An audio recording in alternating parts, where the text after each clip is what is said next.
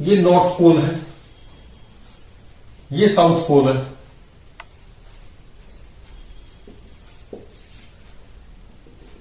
ये एक लूप है,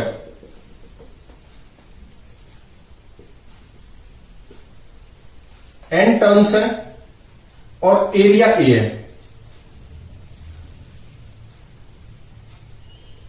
t इक्वल टू 0 पे ये पोजीशन थी,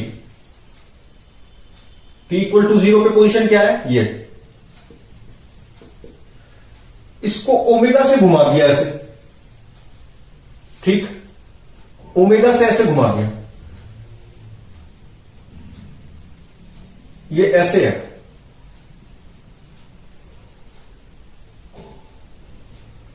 ये पॉइंट P है, ये Q है, ऐसे लूप है ये, बिल्कुल इसके क्लोज आके ऐसा मान सकते हैं कि पूरा लूप है।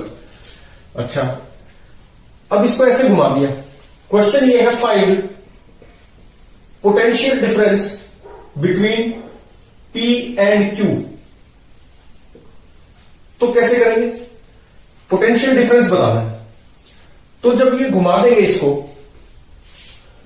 तो किसी टाइम T पे ये कैसा दिखेगा, अगर टॉप व्यू देखें तो ये ऐसे दिखेगा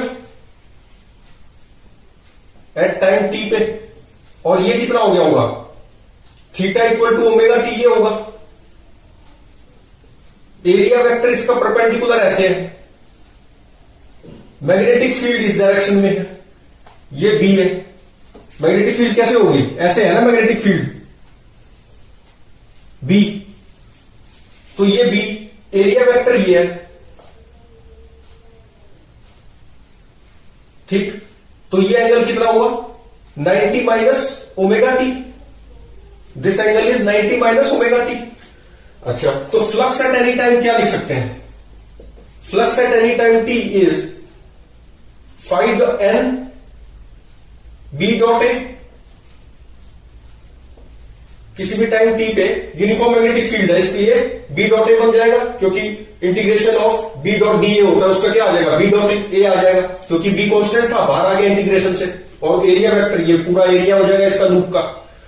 तो ये कितना आ गया, N B A। अच्छा, इस केस में जो मैग्नेटिक फ्लक्स चेंज होगा वो ना तो मैग्नेटिक फील्ड चेंज हो रही है इसलिए हो रहा है टाइम के साथ, ना ही एरिया चेंज हो रहा है, एरिया ऑफ लूप भी सेम है, बी भी सेम है, ए भी सेम है, दोनों सेम रहेंगे कांस्टेंट। यहां पे मैग्नेटिक फ्लक्स कैसे चेंज होगा, because of angle between magnetic field and area vector. जो एंगल है ना मैग्नेटिक फील्ड का और एरिया वेक्टर के बीच में, वो चेंज हो रहा है। देखो, ये कभी कुछ हो जाएगा, एट T इक्वल टू 0 पे एंगल कितना था, 90 डिग्री था, अब T टाइम पे कितना हो गया, 90 माइनस ओमेगा टी। तो ये कितना हो गया, five eight any time T क्या लिख सकते हैं हम, एन बी ए कॉस, किसी भी टाइम T पे क्या एंगल मान लेंगे, 90 माइनस ओमेगा टी। तो कितना आ गया, N B A cos 90 minus theta is sine theta, sine omega T. तो flux at any time T आ गया। अच्छा, इसका ग्राफ भी पूछ सकते हैं, तो ग्राफ कैसे है, सिंपल साइन कर्व बन जाएगा, और जो उसके टॉप पॉइंट्स होंगे उसको एनबीए मान लेंगे। अच्छा, और अब इंड्यूस्ड ईएमएफ क्या हो जाएगा, I E induced is D phi by D T, D phi by D T कितना आ जाएगा, NBA omega cos omega T. ये आ गया ई इंड्यूस्ड का, और E induced at any time T.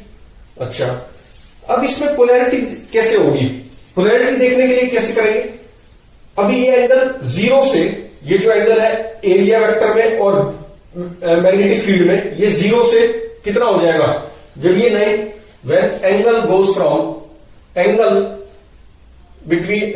अच्छा, इसकी पोलैरिटी तो मैं बता ही दूंगा, इससे इसका ग्राफ भी प्लॉट कर सकते हैं। ये कैसे आ जाएगा ग्राफ, इसका ग्राफ ऐसे आ जाएगा,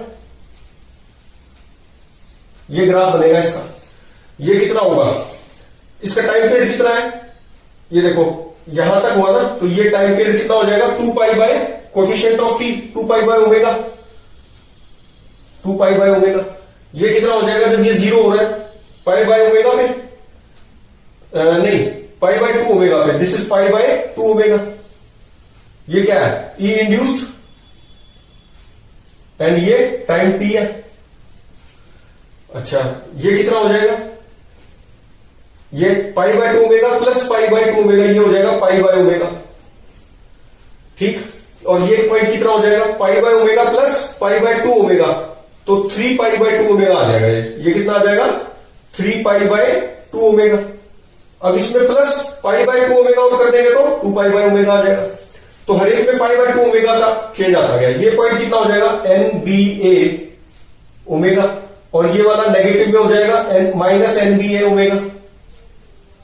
ठीक, एक्चुअल में देखा जाए तो ये क्या है? एसी करंट की एसी अल्टरनेटिंग वोल्टेज भी ऐसी होती है। अल्टरनेटिंग वोल्टेज का फॉर्म क्या होता है? एसी करंट में हम पढ़ेंगे, उसमें क्या होता है? Voltage at any time t, alternating voltage क्या होती है? V0 और sine omega t plus phi not. यही तो होता था अल्टरनेटिंग वोल्टेज का फॉर्मूला, एसी करंट में पढ़ा है हम। अच्छा, लेकिन ये तो कॉस है, तो ये साइन हो जाता। अगर ये t इक्वल टू 0 पे अगर ये ऐसे होता परपेंडिकुलर, तो फिर ये क्या आ जाता? ये फाई नॉट क्या हो जाता हमारा? 90 होता, और साइन 90 प्लस थीटा क्या होता? Cos theta. तो इसलिए कॉस ओमेगा टी आया होगा। तो एक मिनट, मतलब जब ये 9, अभी ये क्या है? 0 ऐसे प्लेन है ना, इसका परपेंडिकुलर वेक्टर ऐसे है, लेकिन अगर यही चीज मैं ऐसे कर देता t इक्वल टू 0 पे, तो क्या आ जाता? फिर ये वाली चीज आ जाती। यहां पे क्या आ जाता? कॉस ओमेगा टी प्लस 90 का साइन ओमेगा टी आ जाता, साइन ओमेगा टी वाली चीज आ जाती। अच्छा, ठीक है, तो ये एसी करंट हो गया। अभी इसको ये छोड़ देते हैं, इसके बाद हम समझेंगे कि ये कैसे बनता है एसी के बारे में, फिर बाद में बात करेंगे थोड़ी एसी जनरेटर और डीसी जनरेटर के बारे में। इससे पहले अभी इसकी पोलैरिटी जान लेते हैं। ये इंड्यूस को किसी भी टाइम पे बता ही देंगे। अच्छा, आई इंड्यूस भी बता सकते हैं, अपॉन क्या है? रेजिस्टेंस ऑफ लूप से डिवाइड कर दो। लेकिन अगर इसकी पोलैरिटी बतानी हो तब ये देखना पड़ेगा कि कैसे बताएंगे। अब ये जैसे यूं घूम गया, तो अब इसमें कैसे आएगा? आई इंड्यूस कैसे होना चाहिए? ये थीटा व्हेन थीटा एंगल, इसको मान लो पहले कितना था एंगल। अच्छा, अब ये थीटा से कोई लेना देना नहीं है। दोबारा से मैं पोलैरिटी के लिए देख रहा हूं, तो ये कितना हुआ? एरिया वेक्टर में और मैग्नेटिक फील्ड में एंगल t इक्वल टू 0 पे एंगल कितना है इनके बीच में? 90 डिग्री।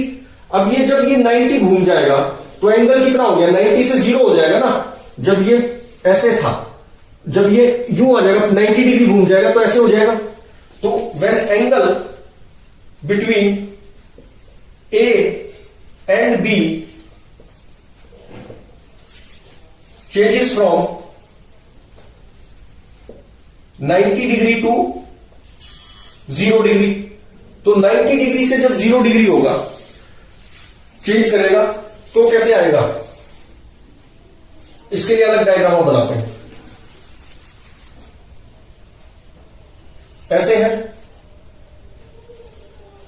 90 डिग्री से 0 डिग्री की तरफ जाएगा।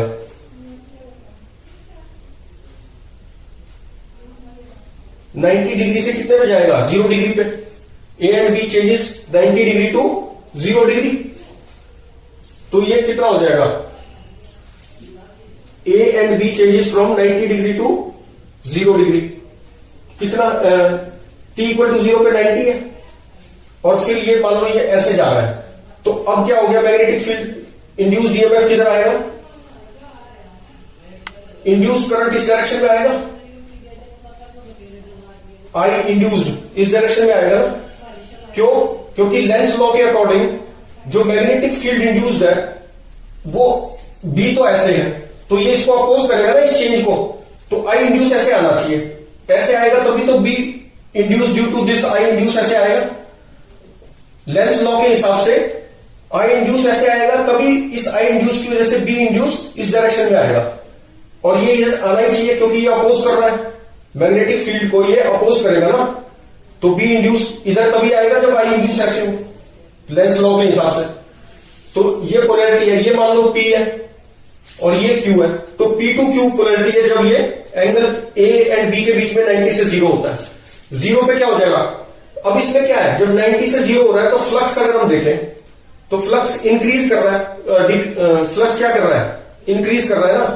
ये कितना होता है? N B A cos B और A के बीच में एंगल कितना है? Omega T. N B A cos theta, और थीटा वेरी कर रहा है 90 से 0। तो ये फाई क्या है? Flux is increasing with time, flux is increasing with time T, flux increase कर रहा है। अब ये क्या करेगा? अपोज करेगा इस चेंज को। चेंज को अपोज करने के लिए आई इंड्यूस ऐसे होना चाहिए। तो सबसे पहले फ्लक्स देख लेंगे, उसके हिसाब से पोलैरिटी बनाएंगे लेंस लॉ लगा के। अच्छा, जब ये 90 हो गया, फिर 90 के बाद कहां जाएगा? 90 टू 180, 90 टू 180 घूमेगा ये। अच्छा, ये हमने एरिया वेक्टर चुन लिया तो यही रहेगा पूरे घूमते हुए। ये पीछे वाला एरिया वेक्टर नहीं लेंगे, अब इसी फेस का एरिया वेक्टर लेंगे। तो ये क्या हो गया? 90 से 0 चला गया। अब 0 से फिर 90 आएगा तो कैसा दिखेगा? यहां से ऐसा दिखेगा। ये कितना हो गया? 0 से 90 से 0 गया था, अब 0 से 90 जब जा रहा होगा, अब एंगल किस कब कहां कैसे जाएगा? 0 से 90 जाएगा। 0 to angle goes from 0 to 90। तो फ्लक्स क्या करेगा? फ्लक्स क्या लिखा जाएगा?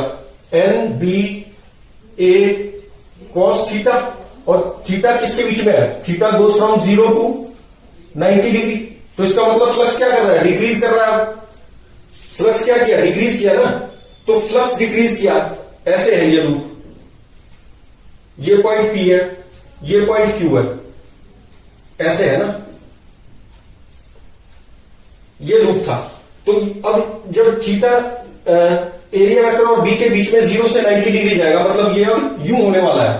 तो फिर मैग्नेटिक फ्लक्स क्या कर रहा है? डिक्रीज कर रहा है। ये देखो, पहले 0 है तो मैक्सिमम है, फिर 90 पे जाएगा तो डिक्रीज कर रहा है। डिक्रीज कर रहा है तो लेंस लॉ के हिसाब से जो आई इंड्यूस आए उससे जो बी इंड्यूस आए वो सपोर्ट करना चाहिए मैग्नेटिक फ्लक्स को। अब बी इधर है, बी तो इधर है ना, नॉर्थ पोल और साउथ पोल के बीच में। तो अब इसमें पोलैरिटी रिवर्स कर जाएगी। आई इंड्यूस ऐसे होना चाहिए, आई इंड्यूस ऐसे होगा तभी तो मैग्नेटिक फील्ड का होगी, बी इंड्यूस इस डायरेक्शन में होगी, और तभी तो ये सपोर्ट कर पाएगा। क्योंकि इधर चाहिए ना मुझे, इधर चाहिए होती तो इधर करंट होता, लेकिन अब इधर चाहिए, लेंस लॉ के हिसाब से सपोर्ट करेगा एग्जिस्टिंग मैग्नेटिक फील्ड को। मैग्नेटिक फ्लक्स कम हो रहा है तो सपोर्ट करेगा ना एग्जिस्टिंग मैग्नेटिक फील्ड को। तो आई इंड्यूस पोलैरिटी क्या होगी? अब पी से क्यू नहीं, क्यू से पी होगी, ऐसे हो जाएगा।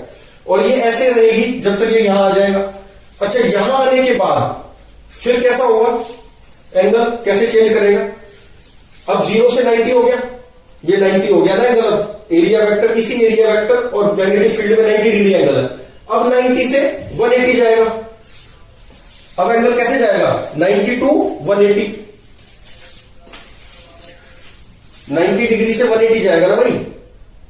तो कैसे आ जाएगा? Q से P, तो ये अब इधर आ जाएगा ऐसे। ये Q हो गया, दिस इज Q, और ये P। अब फ्लक्स फिर से देखो, फ्लक्स मैग्नेटिक फील्ड इधर है B, ये मैग्नेटिक फील्ड मान लो B। अच्छा, अब एरिया वेक्टर और एंगल के बीच में कितना है? एंगल कैसे चेंज कर रहा है? Angle theta goes from 90 degree to 180 degree. जब ये पूरा ऐसे हो जाएगा तो 180 डिग्री एंगल हो जाएगा बी और एरिया वेक्टर के बीच में। तो 90 से 180, फ्लक्स कैसे चेंज, इंक्रीज किया या डिक्रीज किया, ये देखना पड़ेगा। एन बी ए कॉस कितना हो जाएगा? 90 प्लस थीटा करना पड़ेगा। अच्छा, फ्लक्स का मैग्नीट्यूड देखना होता है, मैं इंक्रीज कर रहा है कि डिक्रीज कर रहा है। तो ये कितना आ गया? N B A cos 90 plus theta is sine theta, तो साइन थीटा आ गया। अब थीटा किसके बीच में है? Greater than 0 and less than 90 degree. तो अगर देखा जाए तो ये इंक्रीज करेगा, तो flux is mod of flux क्या हो रहा है? इंक्रीज कर रहा है। तो अब जब इंक्रीज कर रहा है तो ये अपोज करेगा इस चेंज को। अपोज करने के लिए करंट कैसे फ्लो करना चाहिए? बी इंड्यूस मेरी इधर आनी चाहिए, इधर तभी आएगी B induced due to I induced, जब आई इस डायरेक्शन में हो तभी तो करेंगे। तो बी इंड्यूस इधर आई इंड्यूस इधर है, तो बी इंड्यूस इधर हुई। तो इसमें चेंज नहीं होगा। जब ये यहां से यहां आ रहा होगा तो यहां तक पहुंचने तक पोलैरिटी करंट की क्या है? चेंज नहीं करेगी। अच्छा, अब ये कितना आ गया? 180 आ गया। अब फिर पूरा सर्कल करवा रहे थे हम, पूरा रोटेशन। तो अब 180 से फिर ये जब ये यूं आ चुका है तो अब ये यूं हो जाएगा। मतलब angle theta goes from 180 to 270। Angle theta goes from from 180 to 270 ये जाएगा। तो अब कितना हो जाएगा फ्लक्स, अगर हम देखें तो कितना हो गया, NBA cos of 180 plus theta आएगा। अच्छा, इसका मोड लेंगे क्योंकि हमें मैग्नीट्यूड देखना है फ्लक्स का बढ़ रहा है कि कम हो रहा है, उसके हिसाब से ही चेंज करवाएंगे। तो ये कितना हो गया, NBA cos 180 plus theta is cos minus cos theta, ये कितना आएगा माइनस कॉस थीटा। अच्छा, वहां पर भी कितना आ रहा था, cos 90 प्लस थीटा कर रहे थे ना वहां, तो वहां पे कितना था मॉड के अंदर माइनस NBA साइन थीटा था, तो माइनस क्योंकि मॉड में है तो वो हट जाएगा, मैंने डायरेक्ट लिख दिया था, माइनस वहां लिखा नहीं था। फॉर्मूले के हिसाब से माइनस साइन थीटा आएगा, इसी तरह फॉर्मूले के हिसाब से यहां माइनस कॉस थीटा आएगा, लेकिन मॉड में है तो हटा देंगे हम। अब थीटा गोस, और ये थीटा कहां से कहां जाएगा, greater than 0 and less than 90, तो 0, तो ये अब फ्लक्स डिक्रीज कर रहा है, flux is decreasing, flux is decreasing. ये कौन सा वाला बन जाएगा, जब ये इधर से इधर जा रहा है, मतलब ये वाली कंडीशन आ चुकी है, यहां से ये यहां पहुंचेगा। तो ये क्या था Q और ये है P। अच्छा, फ्लक्स इज डिक्रीजिंग, तो I इंड्यूस ऐसे होना चाहिए कि ये सपोर्ट करे मैग्नेटिक फील्ड को, मैग्नेटिक फील्ड इधर है, सपोर्ट करे मतलब B इंड्यूस अब इधर आना चाहिए। B इंड्यूस कैसे आएगा, जब I इंड्यूस इस डायरेक्शन में हो, तो यहां पे पोलैरिटी फिर से रिवर्स हो जाएगी। कहने का मतलब एक बार तो पोलैरिटी क्या है, पहले तो ऐसे रही पोलैरिटी P2Q यहां तक, फिर इसके बाद घूमने से यहां से 180 डिग्री घूमने तक, जब तक ये पूरा यूं नहीं आ जाता, मतलब कि पहले कैसे था, ऐसे था, यहां तक तो ये रहा, फिर उसके बाद यहां से जब ये 180 पूरा नहीं घूम गया तब तक पोलैरिटी चेंज नहीं हुई, फिर चेंज हुई और ये पूरा रोटेशन अब हो जाएगा, पोलैरिटी क्या रहेगी P2Q। क्यों रहेगी, क्योंकि ऐसे करेंगे तभी तो मैग्नेटिक फील्ड सपोर्ट करेगी बी फील्ड को, एक कंपोनेंट इसका बी की डायरेक्शन में आ जाएगा, अकॉर्डिंग टू लेंस लॉ। जब फ्लक्स कम हो रहा है तो ये सपोर्ट करेगा ना इस मैग्नेटिक फील्ड को, कम नहीं होने देना चाहेगा ये, तो बी इंड्यूस इधर आ गया। तो इस तरह से हमने पूरा रोटेशन घुमा दिया और पूरे रोटेशन में इंड्यूस करंट की पोलैरिटी हमने बता दी कहां से कहां है, कब चेंज कर रही है। एक बार रिवाइज करें तो पहले पोलैरिटी P से Q थी, कब तक, जब तक पहले ऐसे था ना, ये ऐसे था प्लेन में, तो ये ऐसे जब तक नहीं हो गया तब तक तो P2Q रही। फिर जब यहां से ये पूरा 180 डिग्री नहीं घूम गया तब तक Q2P रही चेंज होके, और फिर यहां आने के बाद चेंज हुई P2Q दोबारा। आई होप आपको समझ में आया। अच्छा, इसमें AC जनरेटर और DC जनरेटर भी बन जाते हैं इसी तरीके से, क्योंकि हमने देखा था कि इसमें जो हमारी EMF इंड्यूस आ रही है वो कैसे आ रही है, EMF जो इंड्यूस हो रही है वो इस तरीके से हो रही है, इस फॉर्म में हो रही है ना, E0 sign omega t plus five not. Five not depend करता है हम किस एंगल से t इक्वल टू 0 पे इसको घुमाते हैं, तो इसी फॉर्म में आ रही है। ये AC अल्टरनेटिंग वोल्टेज होती है, तो AC जनरेट हो गया। अब प्रॉब्लम ही, अच्छा एक चीज और, अब ये जब ये घूम रहा होगा, ओमेगा से घूम रहा है ये, तो इस पे टॉर्क भी तो लग रही है। टॉर्क कैसे लगेगी, टॉर्क ऑन द लूप इस M क्रॉस B से देख सकते हैं, वैसे भी देख सकते हैं चारों पे, क्योंकि I इंड्यूस्ड है चारों। अगर इन लेंथ पे देखेंगे I इंड्यूस करंट है ना, तो L cross B, I induce जैसे जैसे डायरेक्शन थी उसके हिसाब से L क्रॉस B अगर लगा के देखेंगे चारों पर, तो हम ये देखेंगे कि जो नेट है ना वो इसको घूमने से रोकेगी, जैसे हमेशा रोकती है मैग्नेटिक फोर्स, तो वो इसको जो रोटेट हो रहा है उसको रोकेगी। तो कोई एक्सटर्नल एजेंट से इसको हमें घुमाना पड़ेगा, मतलब एक्सटर्नल एजेंट इसको घुमाएगा, क्योंकि मैग्नेटिक फोर्स तो इस ओमेगा को रोकेगी। तो कोई एक्सटर्नल एजेंट होगा जो उतनी टॉर्क लगा देगा जितनी ये लूप मैग्नेटिक फोर्स की वजह से लग रही है पूरे लूप पे, ये वाली लग रही है ना, तो इतनी टॉर्क जो है हमें एक्सटर्नल एजेंट से लगानी पड़ेगी, तभी ये कंटिन्यूली ओमेगा से घूम पाएगा, क्योंकि ये रोकती है। चेक कर सकते हैं हम, जैसे पहले ये ऐसे जा रहा था और I इंड्यूस कैसे था, ऐसे था ना P2Q, अभी तो किया है, तो P2Q ऐसे है। अब अगर इसमें देखें हम तो मैग्नेटिक मोमेंट किधर हुई, मैग्नेटिक मोमेंट ये हुई, इधर हुई मैग्नेटिक मोमेंट वेक्टर, और B वेक्टर इधर हुआ, तो M क्रॉस B करेंगे तो क्या है, ये वापस ला रहा है इसको। ये देखो ये ऐसे गया ओमेगा से, लेकिन जो ये टॉर्क M क्रॉस B ये वापस ला रही है। फिर उसके बाद ये कैसे हो गया था, यहां से जाने के बाद ये ऐसे हो गया, पोलैरिटी यहां पे चेंज की थी, पोलैरिटी ऐसे हो गई थी। अब देखो बी इधर है, एम किधर होगा, एम मैग्नेटिक मोमेंट कैसे होगा, ये है ना लूप, तो मैग्नेटिक मोमेंट इस डायरेक्शन में, ये मैग्नेटिक मोमेंट बी इंड्यूस वाला ही डायरेक्शन है, ये मैग्नेटिक मोमेंट ये बी, तो एम क्रॉस बी करेंगे तो फिर से ये वापस ला रहा है। तो किसी भी स्टेज पे ये उल्टा घुमा रहा है, उसको वापस ला रहा है, मतलब इट अवॉइडिंग, ये क्या कर रहा है, इसको it is stopping from rotating by omega. जो मैग्नेटिक फोर्स एफएम है उसकी वजह से जो टॉर्क है वो try to stop it from rotating by omega. तो एक्सटर्नल एजेंट से हमें घुमाना पड़ेगा। तो एक्सटर्नल एजेंट जो कैसे घुमाएंगे, यहां पे फैंस लगा देते हैं, ये फैंस लगा दिए और इनके ऊपर ना हाई स्पीड से वाटर गिरता है, ये इसको टर्बाइंस भी बोल देते हैं, ये वाटर फॉल करेगा और इस तरह से फिर इलेक्ट्रिसिटी जनरेट होगी। ऐसे तेज घूमेगा नहीं, तो एक्सटर्नल एजेंट की मदद से इसको घुमाया जाता है। तो फिर ये एसी जनरेट होता है, क्योंकि अल्टरनेटिंग वोल्टेज है। तो एसी जनरेट कैसे होता है वो भी एक बार देख लेते हैं। एसी जनरेटर कैसे बनेगा, एक्चुअली ये जो लूप होता है ना एसी जनरेटर में जो बनाते हैं, तो इस लूप को ना एक ऐसे सॉफ्ट आयरन के बेस में डाल देते हैं, सॉफ्ट आयरन के बेस में इसको डाल देते हैं ऐसे।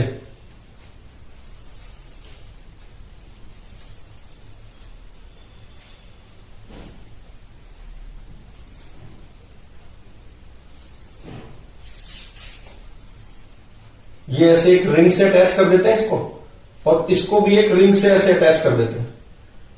और ये कार्बन ब्रशेज होती हैं, ये पॉइंट पी था, ये क्यू था, ये कार्बन ब्रशेज से इसको ये ऐसे इसको ये ऑल्टरनेटिंग करंट यहां मिलता रहता है। जैसे ये पॉजिटिव है और ये नेगेटिव है, फिर पोलैरिटी चेंज होगी, क्योंकि वी नॉट हमारा क्या आया था, V is equal to V not sine omega t plus five not आया था ना इंड्यूस्ड ईएमएफ। तो थोड़ी देर बाद ये पोलैरिटी चेंज होगी तो ये नेगेटिव बन जाएगा और ये पॉजिटिव हो जाएगा। ये है कंप्लीट रिंग, ये फुल रिंग है ना, फुल रिंग, पूरा रिंग है ये, इस रिंग से ये अटैच है। अच्छा, इस पोर्शन को क्या बोल देते हैं पूरा, ये जो है ब्रशेज है, दीज आर कार्बन ब्रशेज है। अच्छा, इसको क्या बोल देते हैं, इस पूरे को, अच्छा इसको क्या बोलते हैं, आर्मेचर बोल देते हैं। और इसको क्या बोल देते हैं, कंप्लीट रिंग कम्यूटेटर,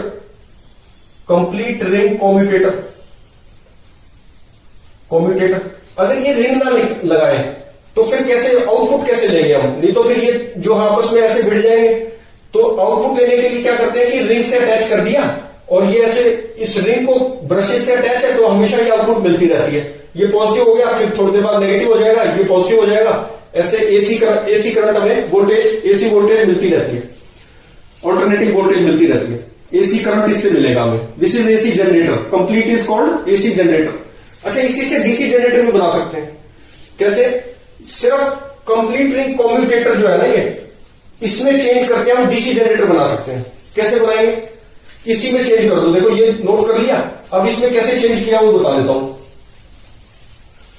इसमें क्या किया कि इसको ऐसे ना हाफ रिंग से अटैच कर दिया ऐसे, ठीक, ये P है, ये Q है, और ये अपने ये ब्रशेज होगी। अब क्या है, थोड़ी देर बाद जब ये पॉजिटिव था, ये नेगेटिव था, थोड़ी देर बाद ये नेगेटिव होगा, तो ये जब नेगेटिव होता है उतनी देर में ये घूम के इधर आ जाता है और ये घूम के इधर आ जाता है, तो इधर पॉजिटिव भी मिलता रहेगा, इधर नेगेटिव भी मिलता रहेगा। तो ये क्या हो गया, डीसी जनरेटर हो गया। और ये जो कम्यूटेटर पार्ट है इसको बोलते हैं split ring commutator, this is called split ring commutator बोल देते हैं इसको। हाफ रिंग लगा दिए और ये पूरा क्या है, डीसी जनरेटर। अब इससे डीसी करंट मिलता रहेगा, इधर पॉजिटिव भी मिलेगा आउटपुट, इधर नेगेटिव भी मिलेगा, चेंज नहीं हो पाएगा। क्योंकि जैसे ही घूमेगा ये पोलैरिटी जैसी चेंज होगी, ये रिंग अब इधर आ जाएगा, ये वाला पार्ट इधर आ गया, तो फिर से पॉजिटिव भी मिलता रहा, इसको नेगेटिव भी मिलता रहा। तो आई होप आपको समझ में आया अच्छे से, और करेंगे नेक्स्ट वीडियो में।